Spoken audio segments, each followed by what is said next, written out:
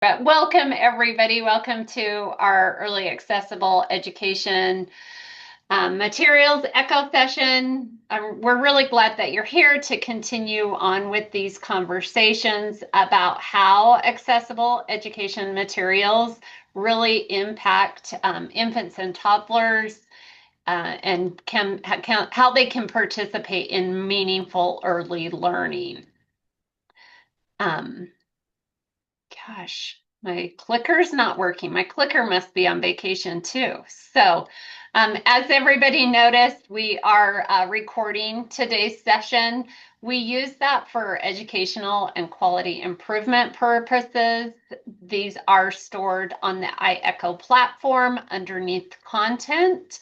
And you are free to go back and review them as often as you want. They are also on our YouTube channel, and I will drop that link in throughout today's session so that if there is a session that you have joined before, previously, and want to share those out with colleagues, you are free to do that. Key components of an echo session is really learning from each other. So sharing our information and feedback and resources and recommendations are all a great way to learn. We're from everywhere across the nation, and each state does things a little bit differently. So it's always great to hear what everybody's doing. We have a subject matter expert. Today we have Kalie. Oh, Kalie, I struggle with your first name, now It's your part of the last game. name. Kalie Kowalski.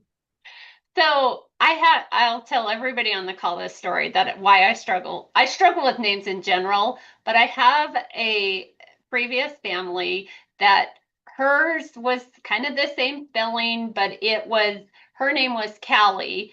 And so now in my brain, I go, is it Callie, Kalie, Callie, Kaylee? It's Callie. And then I always inadvertently always say it wrong. So Kaylee, just no. And then she does this amazing thing for me where she phonetically makes it perfect. So thanks for bearing with me on my name, my struggling of names. So again, we always have a subject matter expert, and then that professional networking where we just learn from each other. I mean, there are so many amazing people on this call that have such knowledge and expertise about AEM and AT and all things that help support families and young children. So we love that interactive. So if you put your comments into chat or just raise your hand and come off mute, we'll make sure that those are asked and answered. We love that interactive piece. If you have a case that you want to learn from everybody on this call or get some ideas and recommendations, please consider submitting a case to us and we will get you on that schedule. I know I'm a Part C provider here in Utah, and we're in the northern Utah, which is not along our Wasatch Front, which most people, that's what they know when they think of Utah. So sometimes learning from other people, it gives me a great resource and ideas. And so I love just learning about that. We can rename our profiles. We have been on Zoom for a long time, so everybody probably knows how to rename their profile. But if you have any questions, you can reach out to a hub member. They all have an asterisk in front of their name so that they are easier to find in chat instead of scrolling down for them. Raise your hand feature or your reaction. I did recently remember that in order for your reactions to work, you do have to have your camera on if you want those cool reactions that float up on your screen. But then also remember to protect individual privacy. So de-identifying any information. If you have any questions, again, reach out to one of the amazing hub members and we'll be able to answer those for you. Just some session etiquette. Remember to respect the presenter, keep your questions brief and on topic.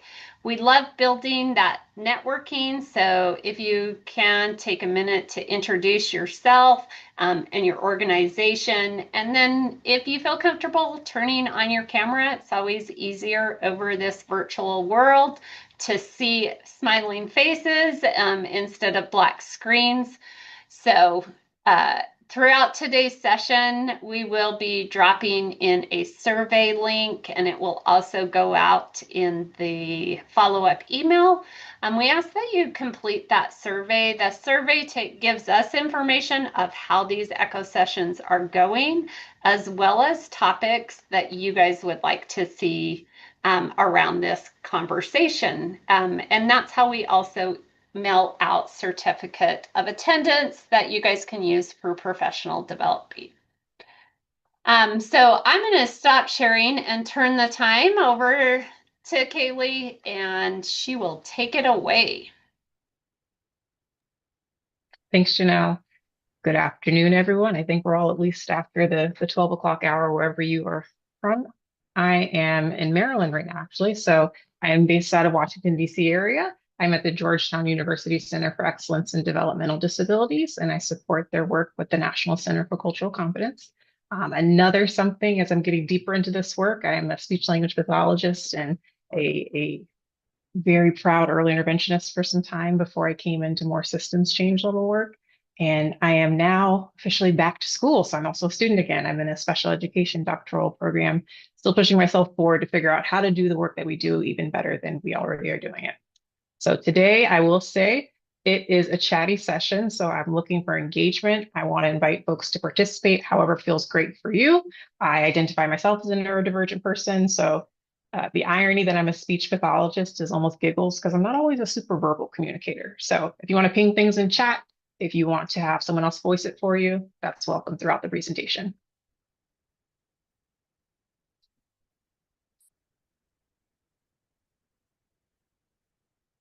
And once my screen shares, let's see if it goes. All right, so getting into our topic for the day, we'll be talking about cultural and linguistic competence in the context of one of my favorite areas as an SLP, augmentative and alternative communication, and of course, always accessible education materials. So here's what I'm hoping you guys can walk away with today.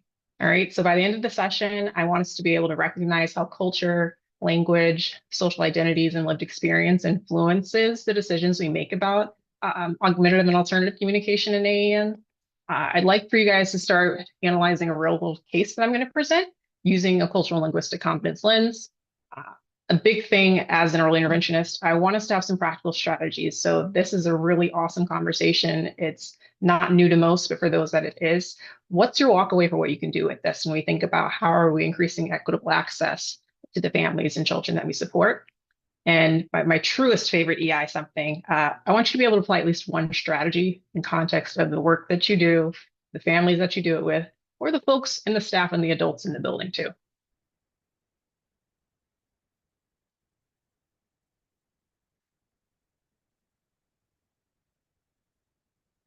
All right, so rules sounds a bit formal, so I'll just say some ground to break. We'll think about during this session, assume positive intent, okay? Stay curious. I think Janelle kicked us off great with that. And me thinking back from last month's session, we're in a learning space, all right? So then there's no expectation for anyone to have it all correct, myself included. Listen to understand. I'm big on the listening ears factor. Multiple perspectives strengthen the work that we do together. So please, even if you're hearing something with a lot of hands raised behind one thought, I would invite and welcome you. Share your side of things. What are you saying? Confidentiality. Again, thank you, Janelle. Already covered that bit. So if we are bringing up any stories related to specific cases or families that you're working with, just ask again that you de-identify that information so that we can protect their privacy. And my favorite, expect and accept the discomfort. I will say today, I don't think should have too much of that. This is actually a pretty fun chat that we'll have. Okay, so first and foremost, what is culture? So I'm going to base our conversation today within the context of how we talk about culture at Georgetown. So we're thinking about an integrated pattern of human behavior, which includes, but is not limited to, a very long list of things. I talk about culture to say it's a little bit of everything, all right? It's the way that we think, it's our communication, it's the languages that we use to communicate, it's the values and practices that we engage in, it's our customs, it's our holiday traditions, it's our manners of how we're interacting with others. It's the relationships that we have and the positionality that we walk into moments with, either as a mother or as a sibling or as a spouse, right? Um, and again, it's also including these factors when we think about sometimes the go-tos that folks want to talk about culture, things like our racial, ethnic, religious, and political identities. All right.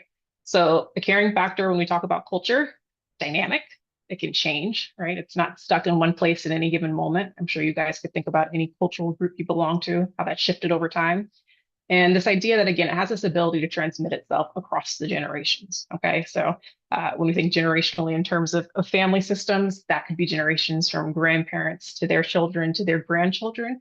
And I like to say when we think about generations within organizations too, that could be to the next staffing boom after a large group of folks who did the foundational work are retiring.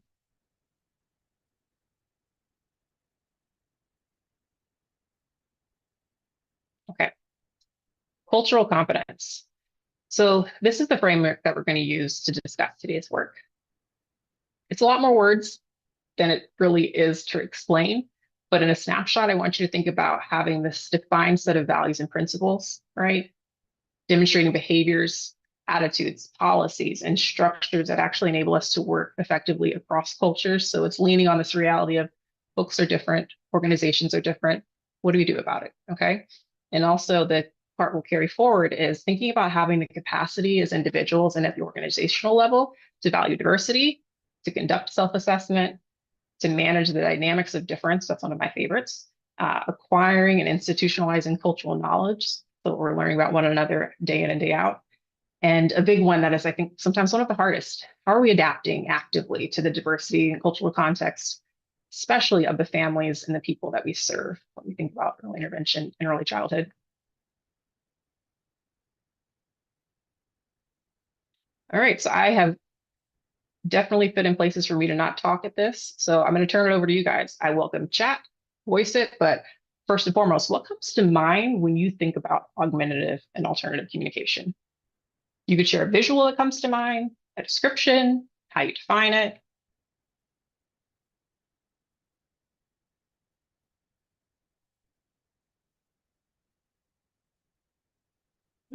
I see picture cards and devices. A device, okay, so a couple votes for electronic things.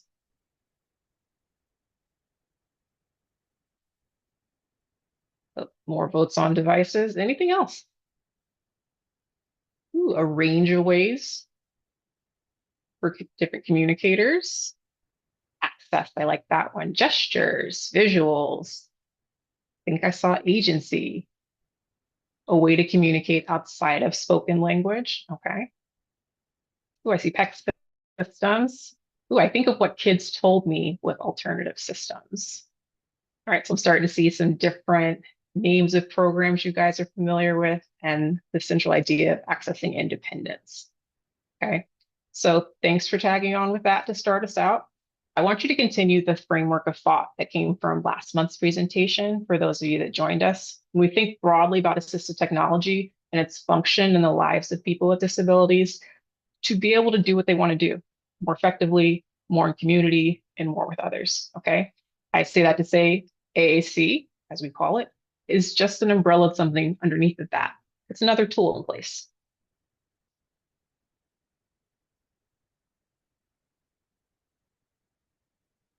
So that said, it's more than technology. I'm stating the obvious, I know. I want you to think about how participation is occurring when we think about culture, okay? When we think about the language used by the families and children that we work with, family priorities, how it comes into play, the environment, in the context that we talk about a natural learning environment, but depending on where services are provided, how effectively are we able to work in that space and support families, the relationships that we're building, and also implementation.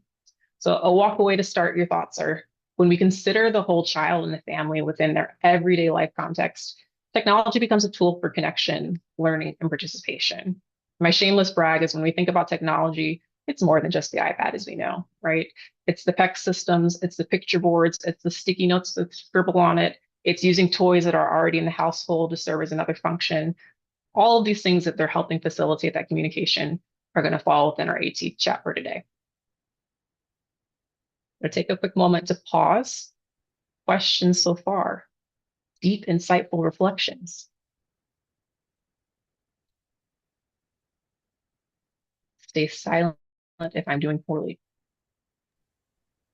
So this is Janelle. I really liked how you were talking about systems or workplaces as having like their own culture, and I just hadn't thought of that in terms of what you're talking about. So I really appreciated that. Thanks, Janelle.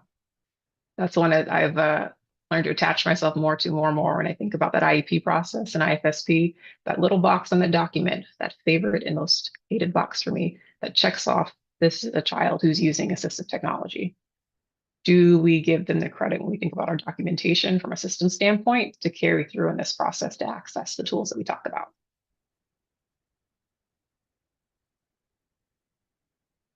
Okay, so we are going to have video time today. So I feel like if you can recall when the cart would wheel into the classroom with that oversized television, that's what we get to share. This is a really awesome one of many different videos that's coming out of a recent systems change project with the Office for People with Developmental Disabilities and the Georgetown University National Center for Cultural Competence. Essentially, we looked across 6 thematic areas and saw what the cultural perspectives were as it relates to folks with intellectual and developmental disabilities and their families. So what I'm going to ask you to do, okay, open your minds beyond early childhood, framing that we know children become adolescents and adolescents become adults.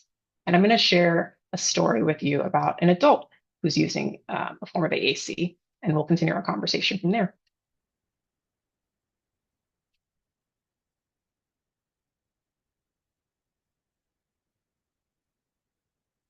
I am going to double check because I don't think I shared audio just to restart it.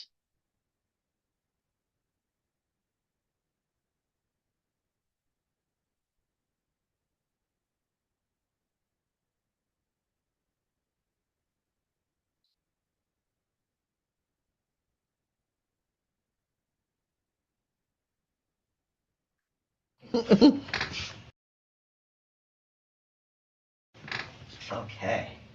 Camera speeds. Mm-hmm. Okay, can you see me okay? Right in here? All right. Something that I would like people to know is that using a communication device or having a speech disability doesn't make you any less of a person.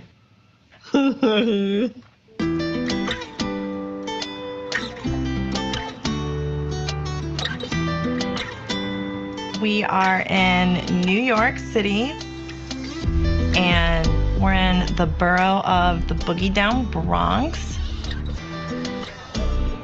The work that I do is primarily working with adults with developmental disabilities. So I've been working with Jeanette for many years. I was born with a disability called cerebral palsy. I also have some hearing loss. These are challenging to me because it affects the way I talk, walk, and eat. Communication can present challenges to Jeanette because of her speech impairment. Marilyn is one of my first speech therapists. She came to me with no speech generating device. She was mainly using her own natural speech. And I still thought that she had even more to say and even more to express that her natural speech just couldn't capture. I have been doing speech therapy for years, but I didn't always have an assistive device. These devices are very, very, very expensive, and somebody's got to pay for them. Luckily, her insurance, her Medicaid was able to support the purchase of that. She teaches me how to use it for communication. No cheating. It's kind of like an iPad, but it has some preloaded language software on it that she uses to build sentences. It's touch activated, and she's been using that to enhance her everyday interactions in the world. When I use my device, I like it when people smile and treat me like a normal person. I think the biggest goal that she has achieved is her independence. I'm a fully grown adult and I don't want people treating me like a child. You can still live your life. You can still go out and meet people. Around the time that she was really working on her device, she did meet someone very serious. And I remember one day she came to a session and she had a ring on her ring finger, and she told me that she got married. Come to find out, she actually didn't get married, but she felt like she was married. So for us, Jeanette is a married woman. Connecting to people is a joy of life that I find makes my life worth living every day. I love my life and I love who I am. What are some of the things that Jeanette's life shows us? What has her life shown us, you're asking? Yeah. Oh, sorry, that kind of hit me.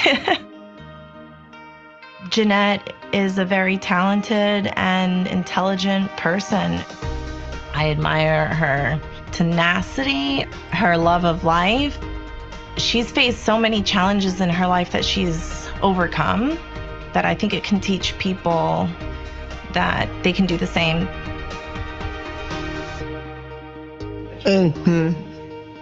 Thank you.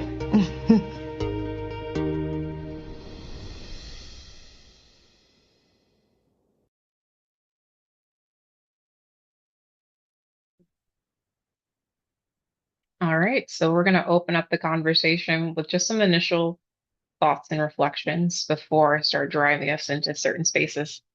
What do you guys think? Initial takeaways.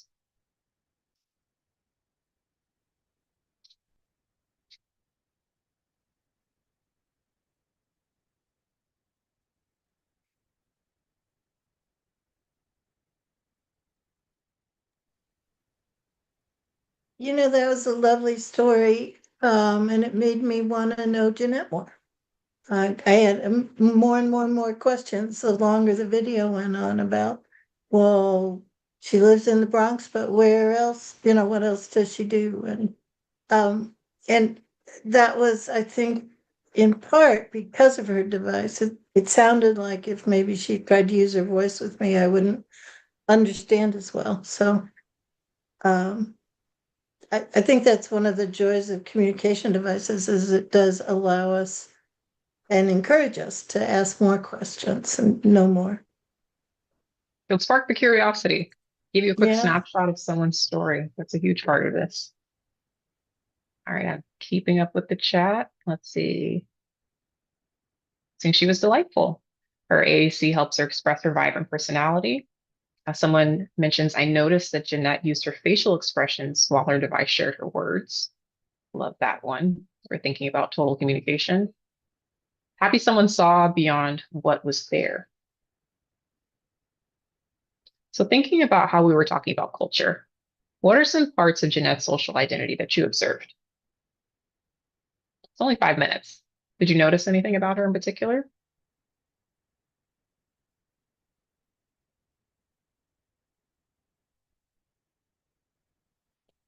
Someone mentions how she's connecting with others.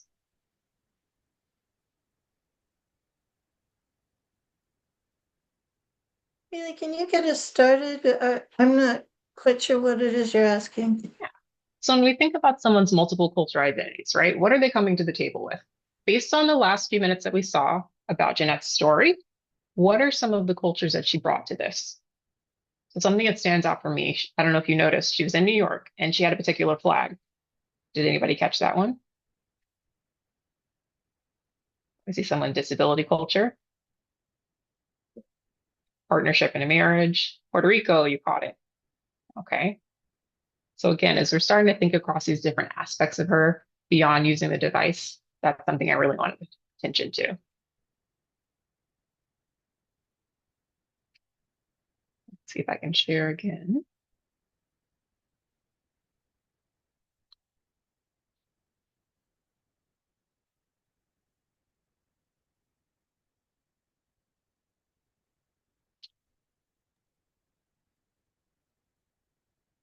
Kalie, I don't know if you saw this other thing in chat. They're asking if she uses her device in Spanish if she speaks Spanish. And so having it in the language that she uses. I believe she was using English primarily. I think she had some Spanish language, but that was her preferred communication was English. That's a great comment.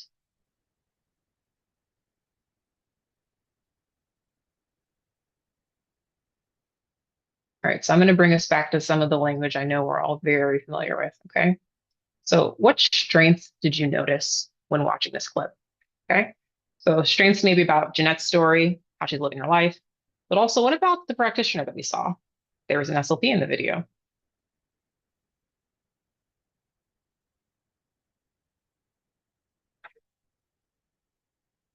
Or she did a terrible job. It's also an option.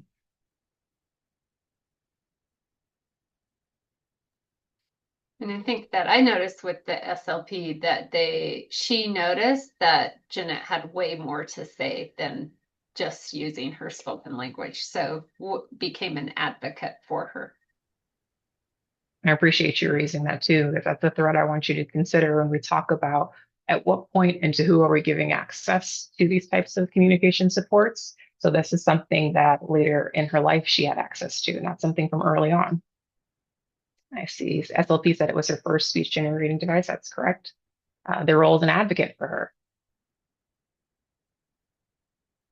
Jeanette's positive personality made it possible for her to have connections and people around her who care.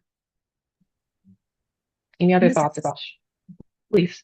Yeah, Kalie, this is Cynthia. I was just going to add that her, her SLP's, her practitioner's confidence in Jeanette and her capacity mindset just elevated and gave Jeanette so much more, perhaps more, we don't know because this is her SLP, but I was left just with a sense of just inspiration that the SLP was giving Jeanette, amount of confidence and positivity so that she could, take risks and be in a safe place. I think that comes to her naturally, and I know part of this conversation is where does that come from? Because as an adult, you don't all of a sudden become confident and have agency. Somewhere along the line, there were other professionals and other supports in place as she became an adult.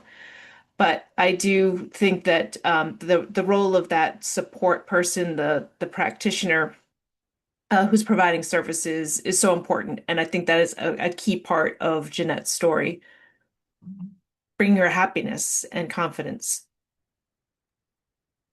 Comes back to centering the services on what does the person want to do and what are we there for. So I agree that was definitely a strength. I'm thinking to go ahead and put us in a small group space now since it's getting a little quiet. I see a few more things in chat. I want you guys to continue this conversation. We'll do groups of probably 5 or 6.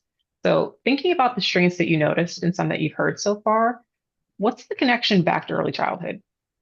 What does that look like in the spaces that we work in right now, considering what that child will be one day, an adult, right? So thinking about some of the strengths you saw within that practitioner, how can that be implemented into your practice? I hear us talk so much about being an advocate, but also when we think about how are we supporting and helping someone to advocate for themselves. I think this is a wonderful example of that. I want you to reflect a little bit about some barriers that are present, just based on the story that was shared.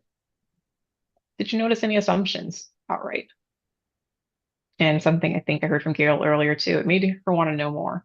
What else did you want to learn about from Jeanette's story?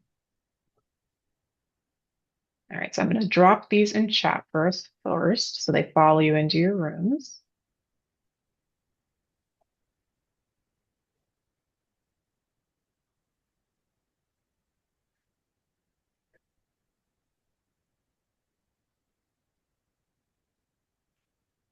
And as she's putting those in chat, I have you guys in your breakout rooms. If you'll also just take a minute to do some introductions so we can continue to build that networking and get to know each other. And I took a screenshot of it as well. I'll try to also share that in broadcast when I do that. So you should all now see your breakout groups. All right, welcome back, everyone. So I'd love to take an opportunity to hear back from your groups. What are some strengths that you noticed, and what could that reflect back in your settings that you're working in? I can pick on my group too, because I heard some really great thoughts as I was taking notes. I can tell you the hub members who were in that first group. So Cynthia and Marnie, how about from your group? Yeah, I don't know if I would. Christina, do you want to speak for yourself? Just some excellent observations because it was from our own experience. And then Marnie followed up with an observation. I could summarize, but Christina, if you want to Sure. Hi, speak everybody. to. I'm Christina. I am a speech language pathologist with my area of focus being in AAC. And I shared with the group my experiences as a student intern and a student that I worked with. And this last year at ATIA, which is our assistive technology conference that's held yearly in Orlando, I ran into this student. And he was using his device, and now he's an ambassador to with PRC. And I thought it was so amazing to see his trajectory, and wondered, what happened from the time that I saw him when he was in second grade. And I unfortunately didn't get to follow this student, but what happened from second grade to now that made him be so successful as an AAC user who also has cerebral palsy, a more complex presentation of it. But just thinking of like, how was his family involved? Who were the team members that were involved in supporting him with communication and literacy development? So those are kind of the things that I wondered with Janet as well, or Jeanette, I feel, right, Jeanette?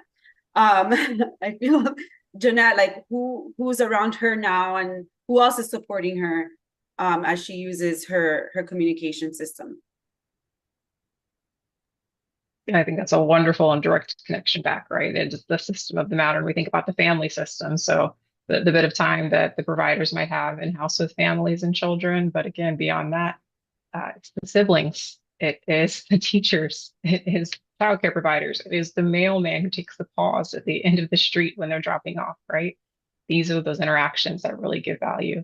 And I was thinking about the story you were sharing and had someone in mind as well, where they're this person's primary communication partner that really worked through those early days and stages of using a more technical device. It was a sibling. And to this day, that's one of their go-to people, if you will, in terms of introducing that, something call it the fourth wall. Is it the third wall, the fifth wall? Whichever one it is, right? Austin, thank you. Of kind of breaking that barrier for folks who haven't had that exposure and know to give that pause. Some thoughts. So Gil and Alex, how about from your group?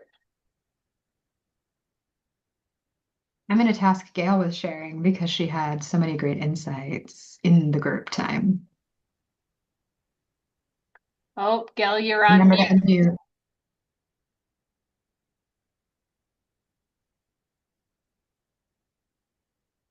Still on mute. Okay. Am I on mute now? Nope, you're perfect.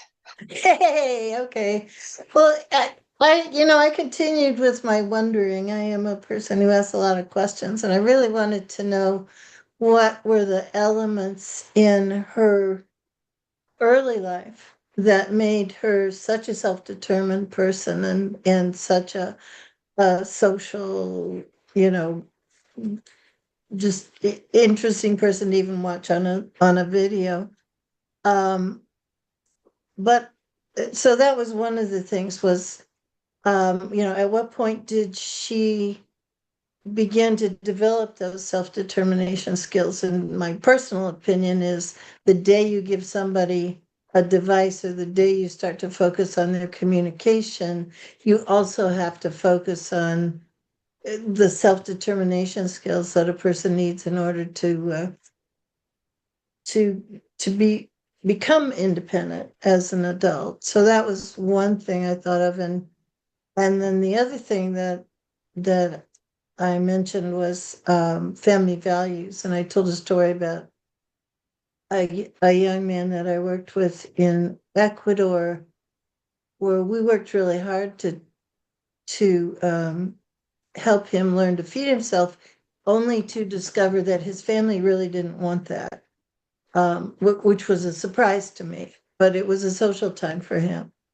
So, so those were the two things I mentioned. And then Julia, you want to recap what you said? So part of what I was adding to what Gail mentioned was when we're looking at early intervention, especially with these young kids as young, birth to 3, is how are we helping to support their autonomy and self-determination? Again, picking up what Gail's talking about, and are we helping them to continue that?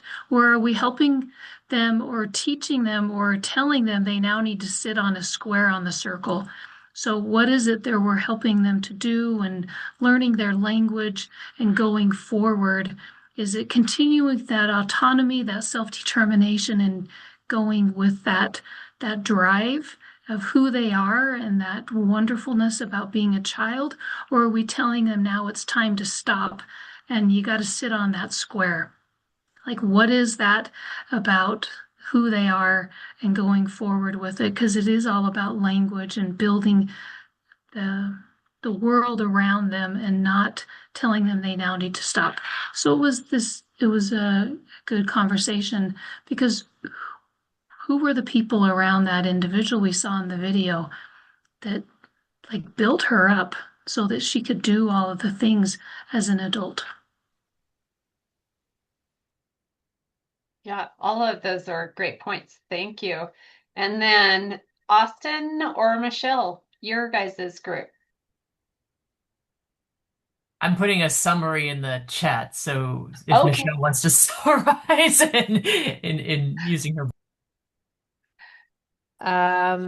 You put it in the chat? I am putting it in the chat right now. Oh, okay. Well, I'm trying to get in the chat. It's a little wordy. I'm trying to cut down the words. We're all practicing. It's okay. I don't know if there's another Michelle, but I was in the last group with Gail. So. Sorry, yes, Michelle.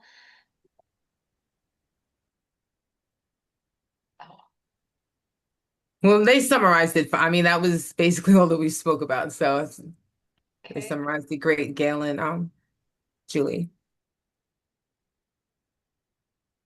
Sorry, I'm scrolling through. I think, someone might have dropped off. I can't see everybody's screen on for us. And Well, then while Austin is trying to get her notes into the chat, I just wanted to comment on what you said, Christina, about is now an ambassador for PRC. And just within the last few years, I know that all of the vendors have really, and I think it's partly through their board and their conversations, but they're really focused on bringing the voice of the end user into their presentations, into their sales team, making sure that those voices are heard. And I think it's pretty obvious that what they bring is something that families, of course, want to hear. It's those success stories that we're hearing. So I know that's a vendor initiative as well.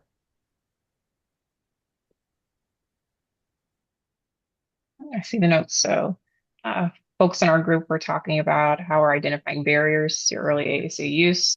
I think a similar thread of conversation around, I wonder what life could be like or would have been like if Jeanette was introduced to the technology she was using earlier in her life. I see families may feel they already understand child or worry that AAC will replace speech. Discussion emphasize autonomy. So that's one of my favorite words I'm realizing. So not simply independence, but how are we centering the interests and needs and preferences of this person, right? And how that reflects and what that looks like when we're talking about seemingly, well, I call them sometimes seemingly small, but really big decisions for kids, right? So picking the shoes I want to wear that day, or what snack we're going to have after nap time.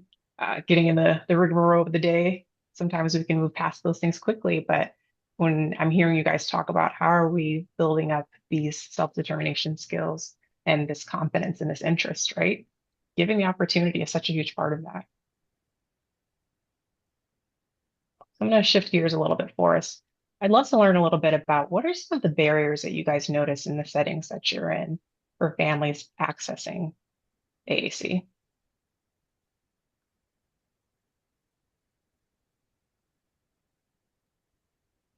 Access to that technology and many other technologies that can be supportive to individuals are not equally accessible or even brought to the attention of certain populations in certain communities.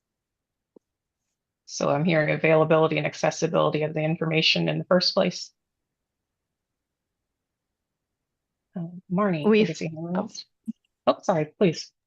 We find that in the Miami area, a lot of actually other providers are misinformed about what AAC devices do for children's speech development. And so we get a lot of families who come in who other providers have told them not to use AAC because it will delay their speech learning. And so it's actually a matter of we need more training and education for the other providers in the community too. One of my scariest, I'm like, so now the information is getting out there, but it's misinformation. So you're doing a bit of repair. Marnie.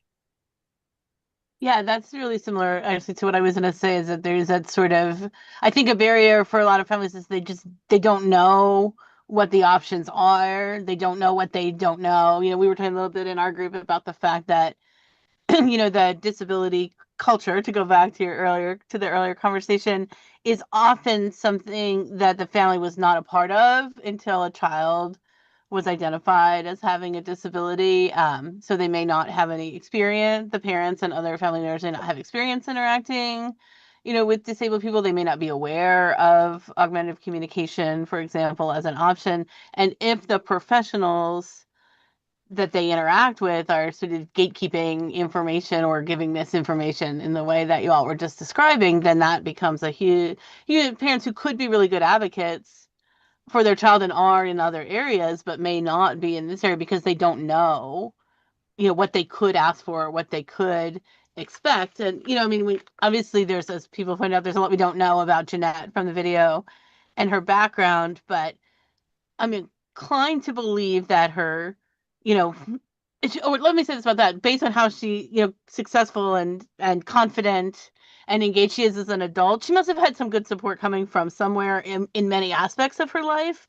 So which you're inclined to think was quite possibly from her family, but clearly there was some kind of disconnect that she wasn't given the option to explore augmentative communication until later. So then you wonder, like, what information maybe was the family not given, or different things like that could have gotten in the way.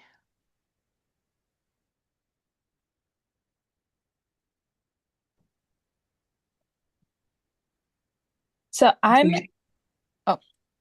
Please. I was gonna say, I'm from the state of Ohio and I work for my county's intervention program. I'm a speech therapist. And in the state of Ohio, we have a Kalie lending library, which we've been able to use to check out devices to loan to families. The only one caveat is that it's like a short-term loaner. So for little ones, I have found that having a device for a short amount of time just kind of like opens the eyes for families, and kind of just plants the seed. Especially sometimes I run into families who, we're working through those myths. They have some of those beliefs that it's going to prevent their child from communicating or developing speech. And there's a lot of education, but it plants the seed. And I've had a couple of families where the first time we introduce a device with a robust communication system that is tailored towards their child, the family's like, I don't think we're ready as family to dive into this yet, because technology, I feel like for some parents is they're not comfortable with it, or they feel like they've got a lot of other things going on in life that they are just not in a spot where they're ready to support their child learning a new communication system or communication way. But then circling around like 6 months to 9 months later, if they're still in our program, I've had families who are like, do you know what? I think my child's ready for this. I think we're ready for this. So getting them on board. I feel like a lot of times having the family buy-in is usually the biggest first step when introducing AAC to a child, because if the family's not ready for it, then the carryover is not as likely to happen. Since my program, we focus on parent coaching. We don't do like the direct, the therapist and child during a visit. It's, we're having the parents involved and, doing strategies for the parents to carry over strategies from visit to visit. So, for example, watching the adult, like I was wondering, like, okay, she has got a big personality. I'm wondering, like, who was the supporting person, like who was really helpful for, whoever, like her family's thoughts were towards, AAC being out. Because I know where I'm at least, I'm very fortunate. My program is very supportive to AAC and trying to overcome barriers for families. So I mentioned Kali's our statewide lending library, but my program has been able to use some grant funding to apply for our own iPads with communication apps that are robust, as well as like free ones, because we've learned that families sometimes don't want to get connected to an AAC clinic yet. Since my program, we're not able to do the insurance funded devices. We have to refer out for those. And some families are not, they, again, have to meet them where they're at. Some of them are more willing to try a free app than going into a big AAC evaluation where it's a lot of visits for them. They're just not ready, or they've got a lot else going on in life. I felt like I was rambling there for a little bit, but that's where, at least I'm in Ohio, we've been able to introduce AAC and kind of work through some of those barriers. The word challenge is so negatively connotated. So in lieu of finding something else, I'm going to go with that though. I want to challenge you guys to think about, what does it mean to meet families where they are? I want to be clear. Is nothing assumptive of what we just heard? Because I have experienced and understand that on a lot of different levels, but my thinking about that has changed over time. Thoughts? As I was listening to the previous comment, it reminded me of a story that fits right into your question. I worked with a group of parents in another culture who all had nonverbal children, and we went in as experts to try and develop communication systems for all the kids in this group. And one of the things that we didn't understand early on was that the families actually didn't have the concept that communication was possible. I mean, you knew the signs and the gestures that their children used and whatever, meaningful sounds they made, but to create a system where communication with others was a possible option was and I think it took us a week or so to really figure out this work every single day. I think it took us a week or so to figure out that was the problem, that the family wasn't at a place where they even had the concept of communication, because their children were disabled and didn't talk, and so we had to build a whole new understanding of what the family understood in order to make progress with communication systems. Thanks, Gail. I'm kind of seeing some things echo in the chat as well. So meeting families where they are means adjusting our own expectations.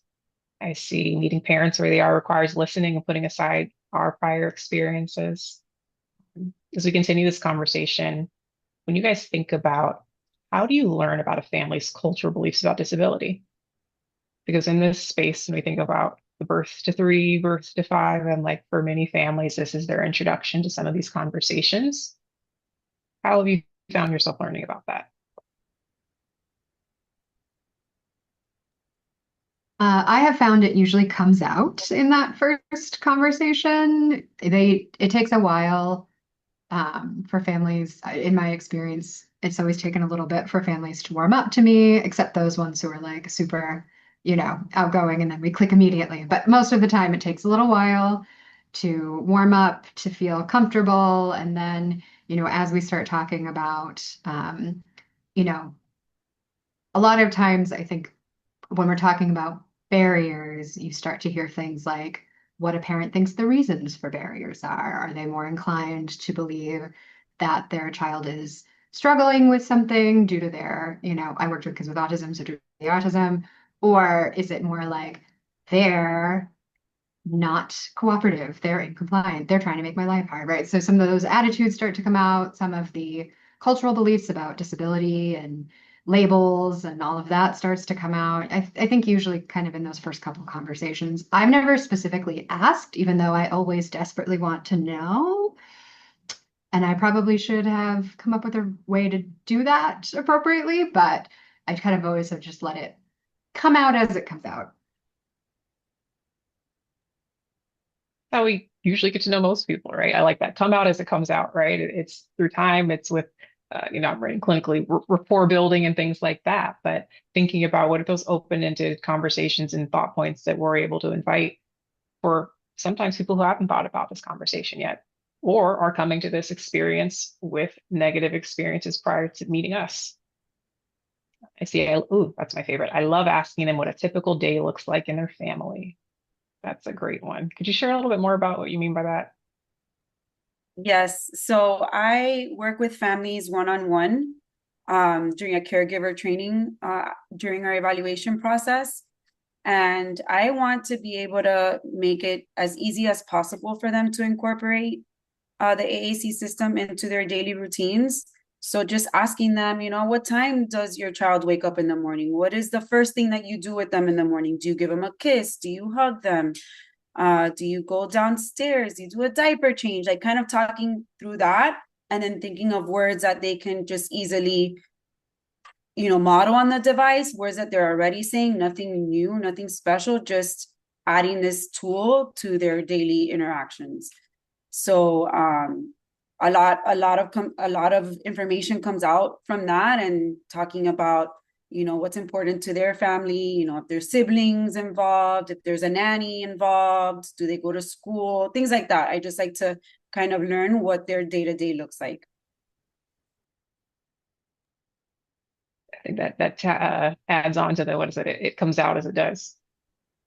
How do you guys learn about what the family values as it relates to their child's communication? There's a comment up above that talks about sometimes the family is working just to keep a child alive, recovering from multiple surgeries, or going to 8 to 10 clinics and doctors a week during a time of life that each time of life brings them bigger things. So checking back 6 months later is also kind. So I think that's part of this conversation of meeting them where they're at and having that context. So beyond asking explicitly, what do you guys value? How do you learn about those things? So in my program, we actually do flat out ask because we do IFSPs. And so part of the IFSP document is what are the family's priorities?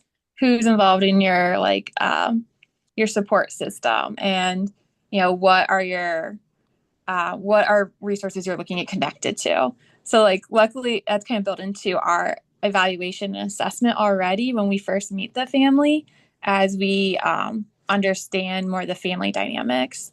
But in my last job, that was something that, was not as easily just on the first meeting put out there. It's something that we had to tease apart. Comes with time, that's fair. Not one conversation. Who is the circle of support?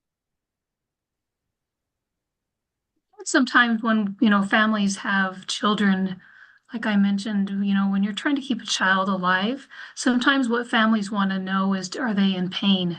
But then other families want to know, how are they experiencing joy? So there's this massive array of what families want to know. And how can they communicate that? How will I know when they're telling me that they're happy today? And then that's how we get to communication.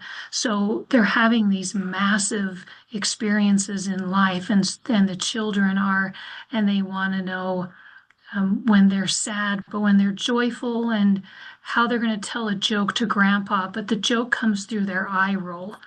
So how is it? That's how we're finding out about these big events. They've come home from the hospital after 14 days and they want to go back to teasing brother with, turning their face away. So how is it that we're finding out about these things? For me, it's listening to the the body language of the family as well. Like if I'm going to do a home visit and doing an assessment and everyone is very still, then that's telling me something as well. And what is it they want the child to tell me about and to tell them about? We're getting curious when things are quiet. It seems like we're quiet today. Is there something more you'd like to tell me? It's the same thing I'm doing when I'm modeling with a young child. I wonder if there's more you'd like to tell me about. And then it's a big conversation. This is not on my list of sleuthing questions. I'm curious. How do you guys disarm yourselves in these spaces? And I'm thinking about the context of power. So when folks come into a room that are deemed as an expert, excuse me, right? Painting the cultural values of that family too, right? What does that look like in that setting to come in and be in partnership? Again, no wrong answer here. Thinking out loud. I've had to learn way along too.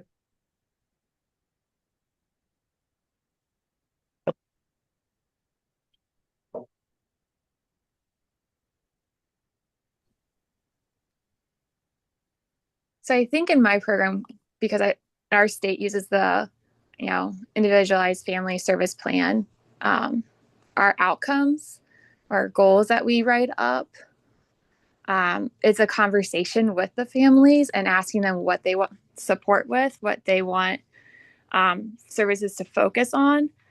And so that's how we kind of shape, our 6-month plans with the families.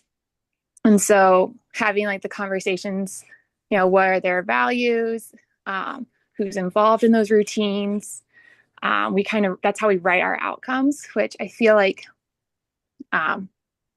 most families, unless we've got families who come from more of a medical background, who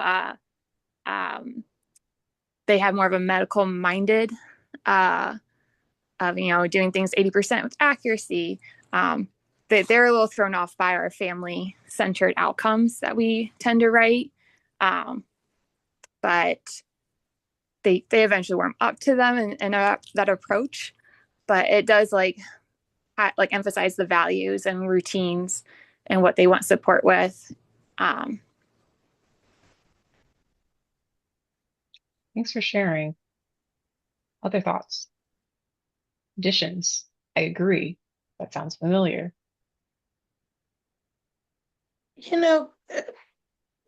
It sometimes depends on what the relationship is going to be with the family. If it's a long-term relationship that you're building, I think disarming is probably the first and most significant thing that you do to not, to put yourself in a position where you become a part of a team rather than just an expert. But on occasion, it's also necessary to just get the information. And I'm interested in your question, Kalie, because I want to give it back to you. What are the things that you do to disarm yourself as an expert in that situation? I'm so lucky because I feel like my answer is already in chat. What Alex said. I try to bring this attitude of service. So I'm here for you. How do you guys want to move with this, right? And I say that with deep humility, coming from a space of, okay, you come out of this clinical program, I show up in front of your house. What do I do? What can I do? We've got this limited time and we throw everything I can at you, right? To transitioning to, I'm here in a space of service. How can I support you? Talking with families and children, well, the children at that age are quite small, but with the parents and caregivers, right, around sometimes just what their options are, right? So when I've left it open-ended without saying what things might look like with consideration from that routine that they might have shared with me or what their day-to-day is, that can be too big and broad and scaled. So maybe my, is it the Goldilocks, the three bears, my just right is somewhere between the listening factor to kind of infiltrate and learn a little bit about what's really valuable to them. Some that are really explicit about it with the IFSP conversations, fortunately, make it easy. And others where it takes time, right? Because the first story we might get is that, maybe it's mom that puts the kids to bed every night and Nana only babysits on Tuesdays, when in reality, right, it's another parent because someone is working third shift. Like these are the things that get to come out. So my disarming to the best of my ability, going with Alex, active service, but also learning about how they like to learn and receive information. So I'm not overthrowing the bucket, as I often want to do. I want to add consistent interaction to that because there was some great research a few years ago that it takes 3 to 5 visits for a family to actually relax enough to believe in you to begin to develop that relationship. I don't have the research off the top of my head. I'm sorry, but I couldn't find it. So what, the first visit is a very much different kind of experience than the fifth one. Absolutely so. And I feel like it could be the most important sometimes, regardless of what we manage to get down on that intake form, that taste you leave in someone's mouth or that sentiment that stays with them.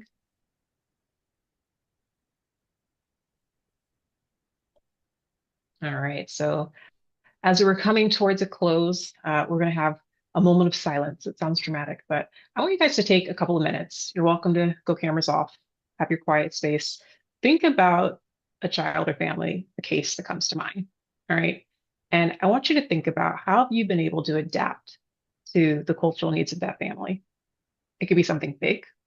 It could be something small. But I really want you to be intentional and think about that. So I'll put the prompt in the chat.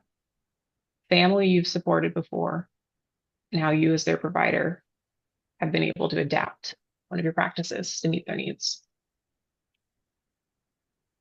So let's see, I've got 4:18 on my clock.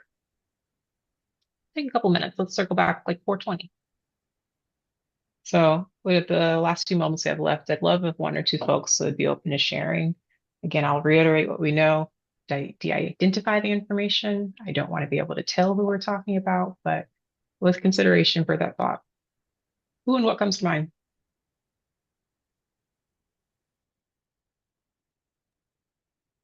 So this is Janelle. As I was considering or thinking about this question, it really came to how do I approach it from my own standpoint too. So there are a lot of families that I work with that, offering food, drinks is just something that they love to do.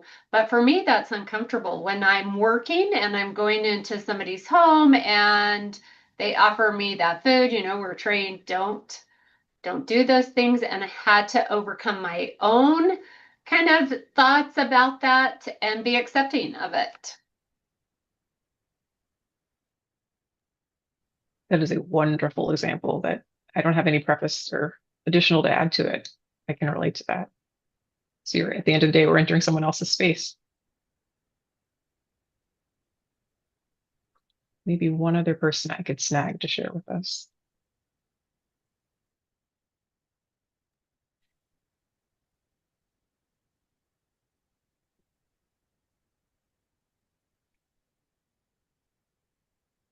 I'll share mine.